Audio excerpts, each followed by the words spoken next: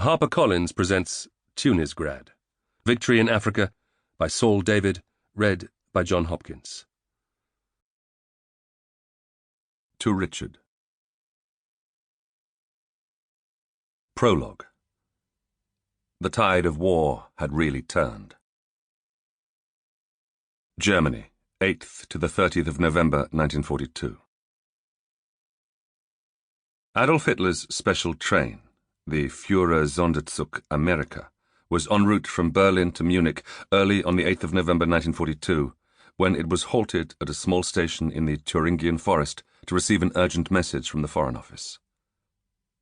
The huge 1,200-ton luxury train, which served as Hitler's mobile headquarters, or Führerhauptquartier, was so long that only its central portion could be accessed via the tiny platform. This section included Hitler's personal car, the Führerwagen, which was subdivided into a lounge with a big table and veined maple couches, a bedroom with a single bed, a marble bathroom, 3 guest rooms and a shower room, a command and communications car, a security car containing 22 SS men from Hitler's personal guard, and 2 dining cars. Making up the rest of the 500-meter-long train were 2 sleeping cars, a press car, 2 flak-wagons for anti-aircraft defense, and 2 locomotives in case of engine failure. The interior design of each coach was Art Deco, and for comfort there was both heating and air conditioning. On board the Amerika that day were Hitler and his senior military advisers and aides, including Generalfeldmarschall Wilhelm Keitel, Chief of Staff of the Oberkommando der Wehrmacht, OKW, or Armed Forces High Command, Generalleutnant Alfred Jodl, the OKW's Chief of Operations, and Oberst Nikolaus von Below, Hitler's Luftwaffe Air Force Adjutant.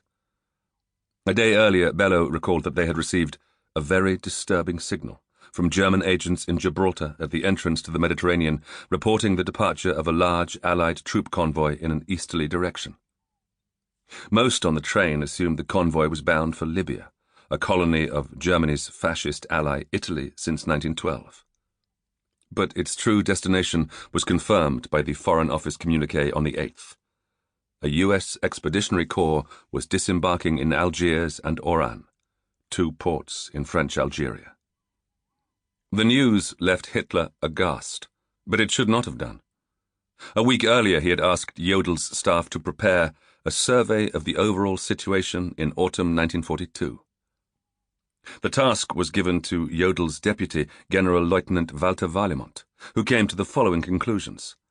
On the Eastern Front, where General de Panzertrupp Friedrich Paulus's 320,000-strong 6th Army had tried and narrowly failed to capture Stalingrad on the River Volga as part of a broader German drive to secure the oil fields of the Caucasus, Operation Blue. The utmost limits of the Wehrmacht and its allies had now been reached, and a strategic withdrawal to a shorter defensive line might be necessary. Footnote. Warlimont was correct. The gamble to capture Stalingrad as flank cover for the advance south into the Caucasus had not paid off. The 6th Army's chief problem now was resupply. In the September battles alone, it had used 25 million bullets, 500,000 anti-tank shells, 750,000 artillery shells, and 178,000 hand grenades. Every day the army required 20 tons of food, 50 tons of horse fodder, and up to 40 tons of fuel. Yet the nearest railhead was 50 miles away. It would become almost impossible to replenish supplies, and just as important, manpower. Source, McGregor, The Lighthouse of Stalingrad, page 164. As for the most likely area for the attack by the Western powers, which was clearly imminent, Warlimont suggested French North Africa as offering the best jumping-off point for further attacks against Fortress Europe. For Germany, the biggest new threat to its continental hegemony was the United States, which, 11 months after Hitler had unwisely declared war on it in the wake of the Japanese sneak attack at Pearl Harbor, was about to bring its economic and military might to bear in Europe. Hitler knew a storm was brewing in the Atlantic that threatened to burst over Germany. The question was, where first? Even President Roosevelt and his advisers were unable to agree on the best Sample complete. Ready to continue?